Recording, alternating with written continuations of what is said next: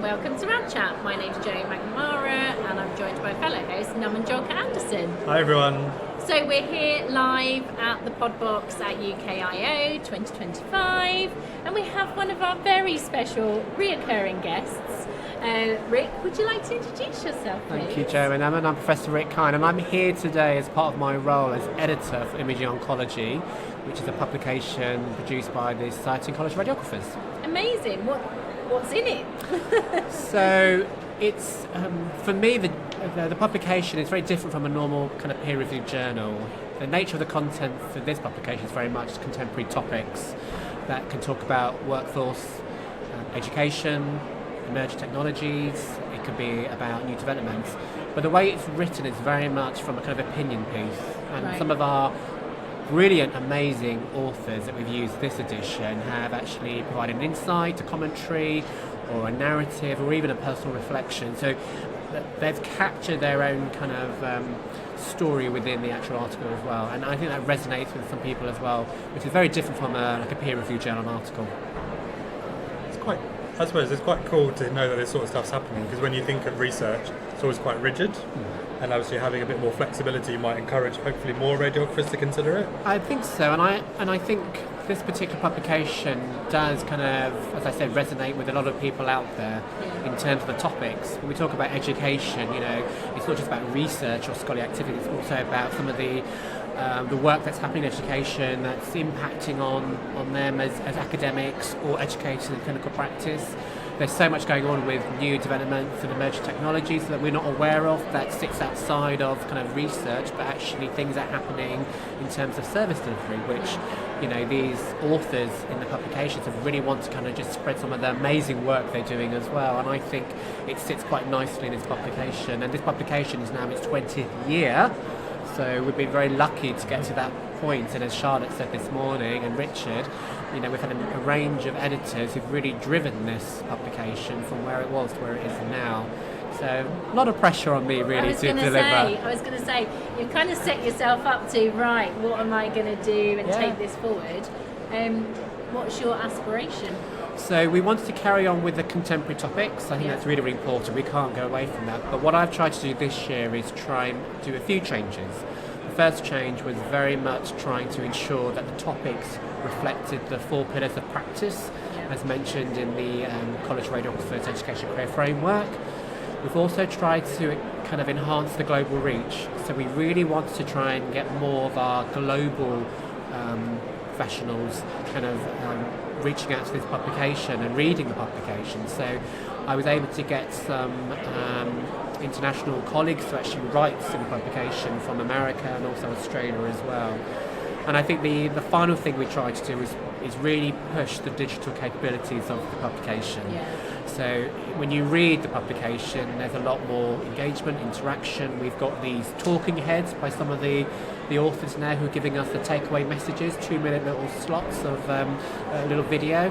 And our well-known service user, Andy Tudor, we've interviewed him in this publication, and he's giving us a really good kind of video interview, which I got to do with him, about him being a radiotherapy patient, but also all the great work that he's doing with the charity. So the publication, the digital capability, is really trying to get people more kind of engrossed into it.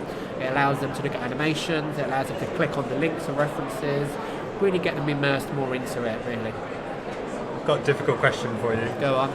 Going back to the rigidity of research, there are obviously people in the radiography profession across diagnostic and therapeutic who are more traditional with their view of research. How does a junior person coming in who might value a bit more fluidity, how do they then engage to get a mentor who's a senior radiographer? I think the key thing really is when we talk about research, you are right. We think about funded research, we think about NIHR, but there's an element of research where we should be thinking more about scholarly activity and more kind of like educational research, scholarly activity in terms of presenting at a conference, doing a poster, writing a blog, writing a chapter in a book, etc. I don't think we should forget about those kind of activities, because they are equally important to those who want to start off in an early career of looking into research and scholarly activity. And I think there's lots of key kind of leaders within our profession who are trailblazing in terms of research and education research and scholarly activity. I think there's lots of examples where new graduates or those who are interested in research or scholarly activity can actually find these people and mentor them.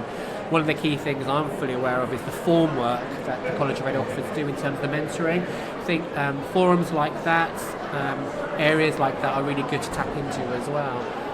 But I think there's enough, I believe, out there for anyone that's interested to find the resource and to be signposted as well. So I think we're in there. Where can people access the journal? So our publication itself. So this is currently live now, literally on the Society of College Radiographers website.